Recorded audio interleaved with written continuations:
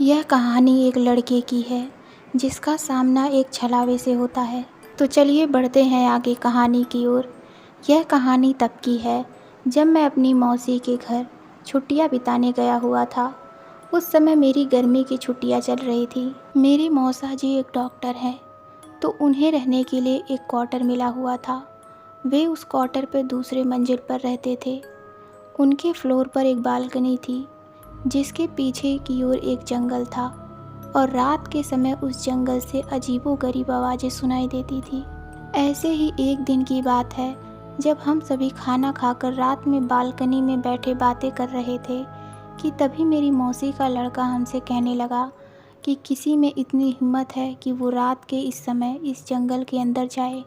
हम सभी हंसने लगे और उससे कहने लगे कि क्या फालतू की बात कर रहा है, भला कोई इस जंगल में इतनी रात को क्यों जाएगा, कहीं कोई जंगली जानवर मिल जाए तो सामत पक्की है।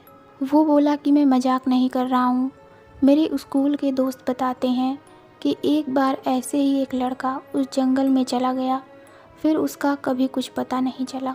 गांव के लोग बताते हैं कि उस लड़के को अपने पिता के जंगल में बुलाने की आवाज़ आई थी और वो उनकी आवाज़ के पीछे पीछे उस जंगल में चला गया और फिर कभी किसी ने उसे नहीं देखा।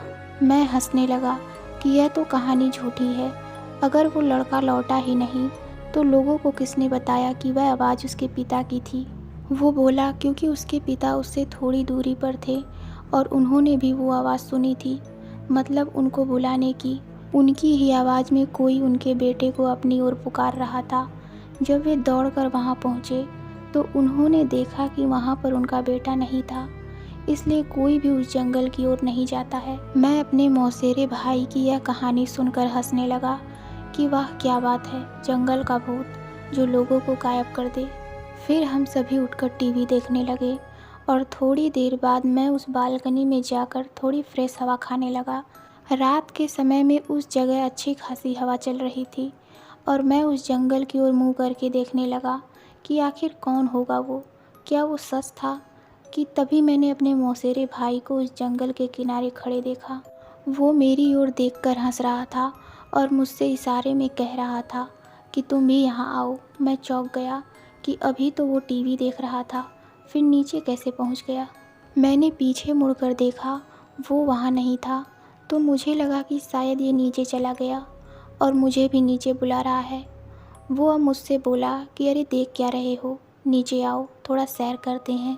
मैंने सोचा चलो थोड़ा घूम ले, तो मैं नीचे जाने के लिए दरवाजे तक गया ही था कि तभी मैंने देखा कि मेरा भाई तो टॉयलेट करके बाहर आया है। यह देखकर मैं चौंक गया, मेरे रोंगटे खड़े हो गए और मैं बस यही सोच रहा था कि अगर ये यहाँ है तो नीचे कौन है। मैंने उससे बोला कि तुम तो नीचे थे, इस बाथरूम में कब आए।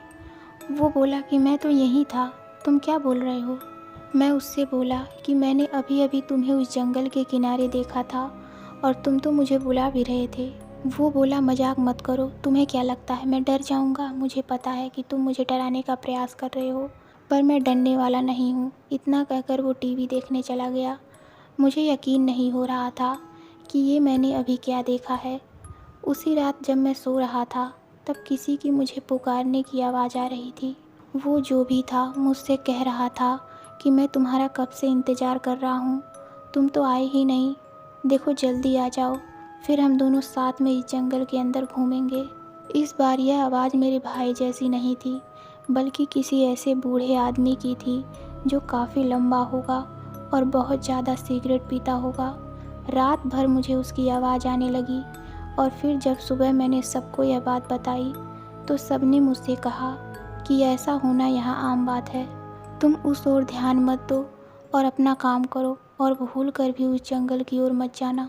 उसके कुछ दिनों बाद भी मुझे उस जंगल की ओर से आवाज़ें आती रहीं, फिर वो आवाज़ें आना रुक गईं। इस घटना के कुछ दिनों बाद मेरे पापा मुझे लेने आ गए थे क्योंकि मेरी गर्मी की छुट्टियां भी ख़त्म होने वाली थी। उस जंगल में रहने वालों को लोग छलावा कहते हैं और जो कोई भी उसके पीछे जाता है वो फिर कभी लौट कर नहीं आता है। सो आई होप गाइस आपको यह हॉरर स्टोरी अच्छी लगी होगी। देखने के लिए धन्यवाद।